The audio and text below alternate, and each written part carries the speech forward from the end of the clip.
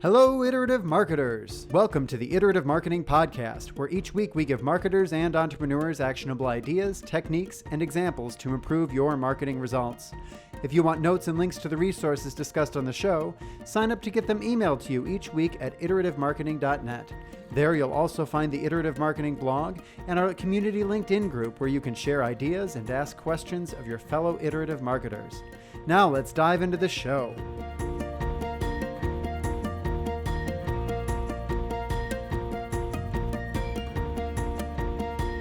Hello, everyone, and welcome to the Iterative Marketing Podcast. I'm your host, Steve Robinson, and with me, as always, is our co-host, Elizabeth Aaron. How are you doing today, Elizabeth?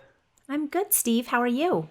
I'm doing great. We're getting ready to host guests for the first time in our new home, so that is exciting, and as we try to figure out exactly what we're going to shove under beds and into closets because it's not really unpacked yet, and see what we can make happen for this weekend. Does your wife have a honey-do list for you? I am more the keeper of the honey-do list than she is. I think I'm a little bit more aggressive about what I want to get done around the house, and I never seem to get it all done. These houses are a lot of work. They are, for sure. I kind of want to go back to renting. So today we're talking about customer journey mapping, and I think it would probably be best if we started out with a definition. So do you want to kind of throw out what customer journey mapping means to you and what you think of when you hear that? Yeah, definitely. Before I do that, I think I want to hit on the fact that this is probably one of my favorite of the components, because this is the chance where you get to take all of that pre-work that you've done and you put it all together, and this is where it starts becoming tangible for you. And so I get really excited when we get to journey map. And if I could just journey map, I think I would be a pretty happy camper. So what exactly is a journey map? It is a documentation of the customer as they move through your sales cycle. And you're talking about what the person is thinking and feeling before they ever get to know about your brand or about your service, all the way through to after they've made that first purchase and beyond. And it helps to put into context what it is that they're thinking about and what's motivating them and what may be holding them back, that you can then use and your organization can then use to target collateral at them, audit your customer experience, and there's a lot of other actual really great benefits that we're going to get into a little bit later in the show. We talked about the path of the customer as they become a customer, but the journey map actually extends after they become a customer, right? It can include as you grow into them as a customer, and then also after they ideally start to spread the word of your business to others and become an evangelist for your own brand, right? Yeah, and I think that's a great point because, just like I did, so often we get caught up in how do we get them to be our customer in the first place? And then once we've made that sale, we kind of stop. But you don't want to do that. It costs more to acquire a new customer.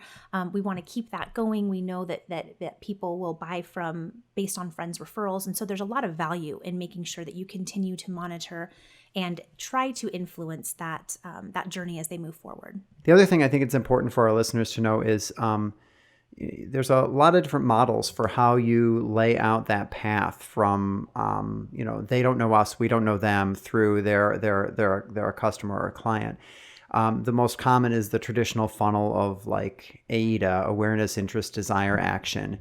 And we actually took a model from a gentleman by the name of Avinash Kaushik, who's this just brilliant guy who works for Google.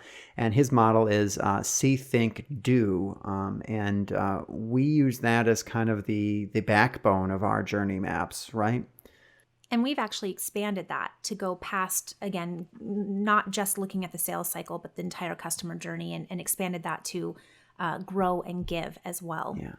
I think Avinash threw care at the end of it, but we found that there's really two stages after that customer becomes a customer, where at first they're still growing into your business, and then at some point they become, like we talked about, that referral source, that evangelist, the guy that you add to the reference list, right?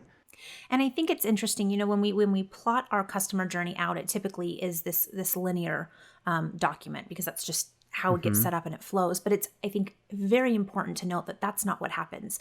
I kind of envision more of a kind of like a game of Candyland is how I would look at it, where, you know, you're on a path and then you hit a chute or a ladder, and all of a sudden you're back in. And so maybe you're a customer and you've made it to the give or the grow stage, but now you are in the need for a new car, and so now you're going back into that see, think, do.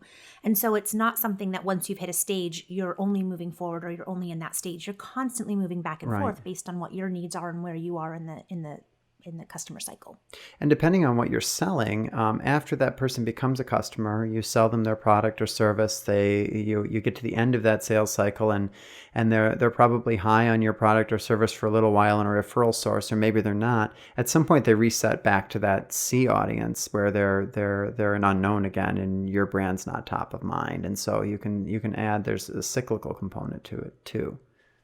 Yeah, great point. So I think it's probably important that we now that we've talked about what it is, and we'll get more in depth on how you create one a little bit later in the podcast. But let's talk for a little while about why these are a useful tool. Why do we bother creating a customer journey map? In my mind, the most important thing is that a persona is a phenomenal tool, but it really falls short in painting a full picture as to what's going on with that individual at any given point in time. I think that's a great point. You know, you've referred to it this way, and I think it's a great way to capture it. But your persona is really a photograph. It's that one specific point in time where your customer journey becomes the video. That becomes, you know, different factors are going to come in and influence what's happening in that journey, and the persona definitely plays a part in that. You're going to find the pain points, you're going to find the motivations, you're going to find the things that are maybe distracting them from making your message the primary thing that they're focusing on. But what the customer journey does is it helps you kind of puts you in their shoes as they walk through that experience, and you can see how that journey is unfolding, that story is unfolding for them as they move through the process. Yeah, I love that word story, and I think that's really. You said that you love this phase, this actionable component. I do too, and it really comes down to storytelling. You're painting that picture. You're taking that stick figure and animating them as they move through that process, and adding all of the context and the thoughts and emotions that move along with it. And I think that's really what the point of the customer journey map is that we are trying to find a way to communicate to our organization the context of the persona as it changes over time, how it applies in each of the different situations before they know about us, after they know about us, when they're considering our product. And it allows us to, if documented and discovered correctly, it allows us to really, again, get inside of their heads and to help to take what we've developed in the persona and turn it into something that's actionable for us. And it's not just actionable for us as marketers, it's also actionable for other parts of the company, right? Oh, definitely. I know that when we've created customer journey maps in the past, obviously the sales team needs to be involved because they're a huge part of that journey, but then also customer service, even product development can get involved in understanding how does this product fit within the customer life cycle, and what can we do to help extend that customer life cycle, or push people into possibly being more of an evangelist, or giving the evangelist the opportunity, I guess you could say, to better share the messages of the brand. And I think it applies on the operations side as well. Having worked for companies that have very strong customer service and loyalty programs, I think there's a really great application here, because you've got a chance to take a program that is meant to not only help with acquisition, but then also retention of the customer over the life cycle. And you're able to talk about these different benefits. And so, when you're considering, hey, what else should we add to make this a more attractive program to them, you can really see where that fits in the customer journey, at what point it would be best to introduce it. What are some of the different systems changes that are going to happen? And again, how is that going to influence their journey? I think another huge benefit to having a documented customer journey is now, just like a persona and your persona name set up a shared vocabulary for discussing who we're targeting. Your journey map and having defined stages within there sets up a shared vocabulary if you're talking about when we're targeting them, or when this experience is supposed to happen, or when this piece of content is best absorbed by the audience. That's a great point, and I think another benefit of that is it helps to set a more realistic expectation. Just because a customer has reached out to us and asked a question of our sales team doesn't mean that they are now ready to make that purchase, and it helps to really explain that yes, you may be talking to them, but they're in the think stage right now. They still need to be they need some additional information. And so how can we provide them that information in a way that supports their process, but kind of pushes them towards the direction that we want to go, or maybe guide is a better word. Yeah. And I think that it's important to note that it's really more of a guiding or creating the best experience for that individual at that stage. It's really hard to push somebody from one stage to the next. If I am not ready to sign at the bottom line, the harder you push, the harder I push away. But if I have the best experience I possibly can for the stage that I'm at, if I'm just thinking about a product and I'm not ready to make that commitment yet, and you're there with every answer I could possibly want, and they're providing additional information that helps me, while helping me understand why I would choose you over somebody else, but not telling me to choose you, then you're creating a far better experience. And it's that experience that's going to end up making the consumer choose to move to the next level, to the next stage, instead of the brand pushing them there. That makes a lot of sense. I think now is probably a good time for us to take a quick break. When we come back, we'll talk more specifically about what makes a good journey map versus one that's kind of not so good, I guess, and then how we really should be applying these things. So why don't we take a break and let's figure out how we can help some people. Before we continue, I'd like to take a quick moment to ask you iterative marketers a small but meaningful favor. We don't have sponsors for this podcast. Instead of asking you to get a free digital scale or enter some code for 10% off your website, we ask that you give a few dollars to a charity that's important to one of our own. This week's charitable cause was sent in by Betty Lackwey of Hatco in Milwaukee, Wisconsin.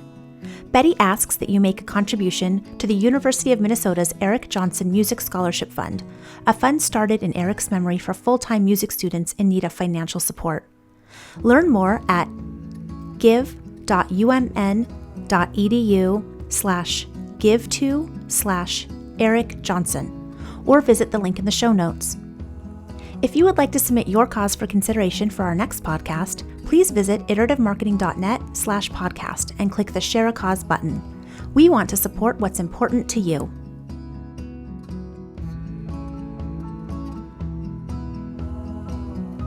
Well, welcome back.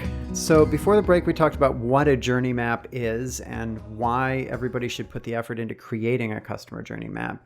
Now, I think it's important that we talk about, what's actually on this document, and what makes it valuable.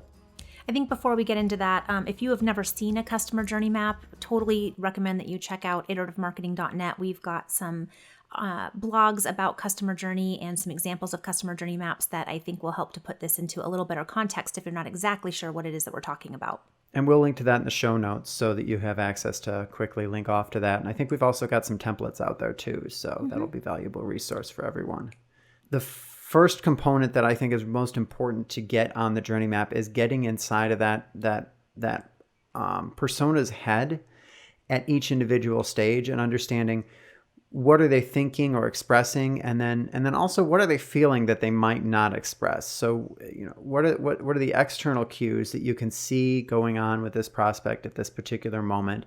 If I'm at the C stage, it might be that I don't really care about your particular product or service because I'm not in the market for it. But as I move into think, here's where some of the concerns around features and benefits might arise, and which features and benefits are important. But underneath that, there's generally more of a psychological feeling or fear or motivation that is driving them as they make that selection process. And getting that documented down and into the customer journey is it can be challenging, but it's extremely valuable because now you know what emotional appeal you need to make, either as a salesperson or as a marketer as you're creating collateral. That's a great point. And I think it also helps you kind of read between the lines. And we actually just helped one of our clients put together with their creative agency a visual map of the customer journey. And it was a lot of fun. And we found a really unique way to incorporate some of those internal fears that may be holding them back or maybe influencing their decision. We found a way to incorporate that into the visual map. And I'm excited. I'm excited to get the feedback from their sales team and see if this is something that is useful. But it's almost like the secret power to kind of read between the lines. And so they may be saying one thing, but here's what's really going on behind the scenes and how you as a marketer or your sales team can help to alleviate some of those fears that they may be having, but not necessarily expressing. It can be really hard to get to the bottom of some of those fears, but it can be so powerful, particularly for sales, to understand exactly what's going on in there, because we don't express that stuff rationally. No, we don't. No matter if you're a consumer making a purchasing decision or you are a person making a purchasing decision for a business, you're still influenced by your emotion. And that changes over the course of that sales cycle. And I think that's one of the other reasons that the customer journey is so useful, in that, what may have originally attracted the customer or the client to your brand or to your product or service, that can change over time. And so one of the other things that the customer journey does is it really helps to identify which of your brand attributes are most important at that specific stage in the journey. Because that could change. It may not. It may be that they're looking for the stability of the brand, and that's the number one reason they chose you, and that they will never step away from that need. But what we found in our own exploration is that typically that those needs evolve. And so what is important at the see stage or the think stage may be something that is still important to them, but there may be an additional factor that's influencing them when they get into think and do. All of our brands are multifaceted, right? There's never just one single face to our brand. If they were, they'd be kind of boring. It's these other layers, these other different components that really make up that full brand, but different parts of that are better exposed at different times. It's just like if you're dating, it's not like you're going to want to show all of your true colors all at once. Some of that stuff that becomes endearing at later stages of a relationship really push people away at the beginning stages. So it's a matter of letting those bits and pieces of that personality shine at the right time. And if you can document that, then the entire organization can get behind exactly, when is it that we show this softer side or this more innovative or crazy side to our brand. At what point is that welcomed in the journey? That's a great point, and I loved your example with dating. It's a great way to tie it to real life that we all have experience with. So that's fun. Now, one of the other things that makes the customer journey useful is, I think it's setting realistic expectations. And you talked about this before, and I know this is kind of one of your pet peeves when it comes to customer journey mapping. But, do you want to talk about how much influence we actually have over the persona as they move through the journey? Yeah, because one of the key components of a journey map is understanding what is going to change in that persona's mind that's going to move them from, one particular stage to the next stage. So if you break think down into a couple of different stages, one of them being researching and the next one being maybe a comparison stage, what makes that persona stop researching and move into that comparison mode? What makes them move from that comparison mode into maybe more of a do stage where they're ready to buy? And we as marketers think that, and even as salespeople think that it's our job to corral and push these personas and push them from stage A to stage B to stage C. And we're not doing our job if we're not pushing, right? But the reality is that it's nearly impossible to make that push occur.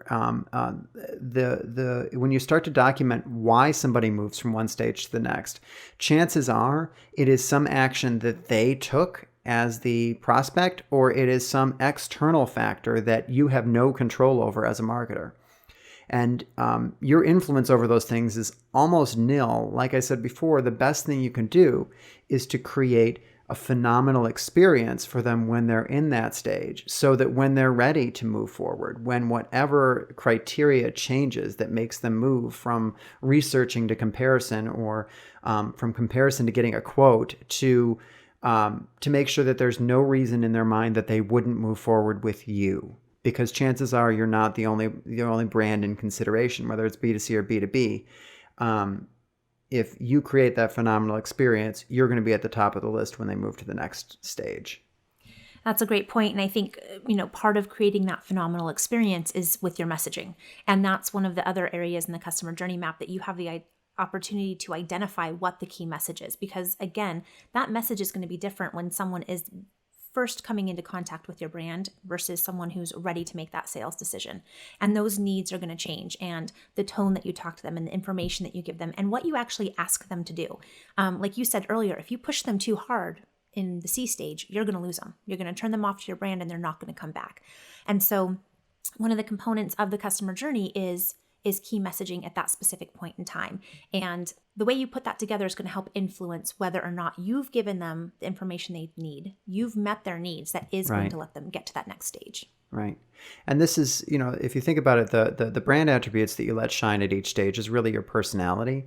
That's the emotional end of it. This is more the logical end of it. This is making sure that they are receiving the messages that reassure them, that inform them as they move through the different stages, so that they're getting the right message at the right time to help them feel comfortable, to help them be armed with the information that they need in order to talk to other stakeholders. Every journey is different. What they need to hear from you is going to be different. And likewise, the content that they need to get is going to be different. So that's the next kind of phase. And we kind of, when we work on this with clients, we have sort of two sections of the journey map. We call it kind of above the line and below the line. The above the line stuff is the really where the discovery is. That's understanding what's going on in the persona's mind. What parts of the brand do they want to experience? What key messages do they want to get? What are they admitting to verbally, externally? What do they kind of keep in secret? The second part is, what are we going to give them? What do we need to create? How are we going to align this with our channels and with our media? And so that becomes the next step, and to some extent when the hard work begins, right? Exactly. And I think, one thing that we always say when we're sitting down with clients, we ask them is what content or tools would they pay for? And we don't physically mean an exchange of money. Instead, what we're talking about is an exchange of information. To get them into your pipeline and to get them into your CRM database, you need some information. You need to know who they are. You need to know how to contact them. And to get that information, they have to give it to us, and they have to give it to us freely. And so what can we do to encourage them to share that information with us? And that's what we're talking about when we say what content would they pay for. What is going to be so valuable to them that they are willing to give up the very precious information of their cell phone number or of their email address? Because I know there's plenty of times I'm like, that looks like interesting content. And then there's a data collection form. And then I'm like, well, no, I don't know if I want it that bad. Mm-hmm. I can probably find it somewhere else. And other times I gladly enter my email address because I'm that interested in what it is that they have to say. And even if you don't have that content collection form, there's still some friction associated with getting this information, especially, today where we're using our mobile devices so often. You hit, even a white paper that's given away free without contact information, that's challenging for you to access on your mobile phone. If we want you to watch a video, well, it better be a lot of valuable content for you to take time away from your Facebook stream to watch that video. Whatever the content is, there's a trade-off. We all have so much information and so much entertainment and so much life available to us that we have to make a sacrifice in order to be able to experience anything that a brand is going to be feeding us. And so if you focus on, if there were an exchange of money, what would we be willing to pay for? I think that you set yourself up for success in producing content that will overcome the distractions of life, the competing different things competing for attention, and maybe even get people to give up some contact information here or there. One of the final points that we're going to get into in a lot more depth next week, actually, is talking about how your content and your media aligns. Yeah, it's probably too big of a topic for this podcast, so I'm glad it's a separate component in the 6 actionable components in a separate podcast. But you do have to take and align everything that you've produced in the past and everything that you're producing in the future, and make sure that not only is it targeted at a persona, but it's targeted at a particular one or more stages of the journey of that persona, so that it hits them in the right context. Because otherwise, if you send the wrong message at the wrong time, you're going to be exposing those wrong bits of your personality, of your brand. You're going to be sending the wrong messages. I think now is probably a good time for us to dive into how we go about creating an effective persona. What's some tips maybe that our listeners can take as they set off on creating personas of their own? Do you have a good idea for one of your first tips here? Yeah. Getting the right people in the room is, I think, probably one of the most important things, because if you don't have the right people in the room, you're going to have a really hard time discovering what this journey is. And so again, these are people that have contact with the customers or the clients that you're trying to target. It's great that your marketing team is there, but you want some firsthand knowledge. So whether that's your customer service department, your sales team, if you've got reps that are out in the field, those are all great people and great resources to really rely on when you start to put this journey together. Because again, we're trying to get inside the heads. We need to understand what kind of questions and what concerns they have, and the type of information they're looking for. And you've got some really great resources if you ask the right people. Absolutely. And I love these collaboration sessions too, because you get sales in the room with marketing, and those two never, they shouldn't say never. In most organizations, the back and forth between sales and marketing can be a little rough sometimes. So to get them in the room collaborating on the same document at the same time is great for getting everybody on the same page. And then these documents also further that. The same thing with customer service. Operations, getting those folks around a table to give you this additional information. What happens after the sale? What happens after they become a customer, and feed through the later stages. Again, it's some great bonding. And I think that really leads into kind of the second tip for success, is that we are not fabricating this journey. We are not writing this journey. We are uncovering it. We are discovering it. It's not something that we're making up. And that's where getting those right people in the room really helps, because we want to make sure that what we're putting on paper is what is actually happening out in the field and out with our customers. And so it really comes down to discovering that journey, not creating it. I mean, this document can become the basis for other initiatives within the organization to go and change and enhance a customer experience. But for the sake of understanding, for the sake of this exercise and for marketing, it's first and foremost important to have a document that clearly reflects what reality is, because that's the context that we're going to be marketing to, right? That's the context the persona will be in at the time that they're receiving our messages, that they're engaging with our content. As we move along that journey, I think it's really important that we don't overcomplicate things. I know that particularly... Wait. Are you saying marketing overcomplicates things occasionally? Just occasionally, you get a bunch of creatives in the room, and bigger and more, and more bigger, better, more complicated is kind of where our minds tend to go. But the reality is, in journey mapping, just like in personas, less is more. So if you can start with a simpler journey map, fewer stages along the way, it's a whole lot easier to later go and split a stage out if you feel that you need to create a different experience at two different subsections of those stages. It's a lot easier to split something out later than it is to combine it later, when you find out that we kind of overcomplicated this and we're overthinking it. I think it's also important to keep in mind that your customer journey is static. And so let me back up.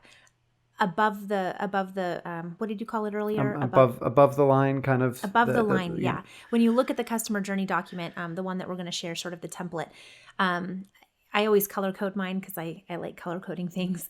But above that line, that portion is static. What the customer's thinking, what's going on in their head, what are those key brand attributes? Those are not changing over time. The only time that they would change is if your sales process changes, or you decide, to Steve's point, that you do need a new buyer stage. Then yes, you would see some modifications there. But for the most part, this is going to remain consistent. What is going to change is that below the line, and that's where you're starting to align that key message that you've already identified above. But what is that exactly? How is that being delivered?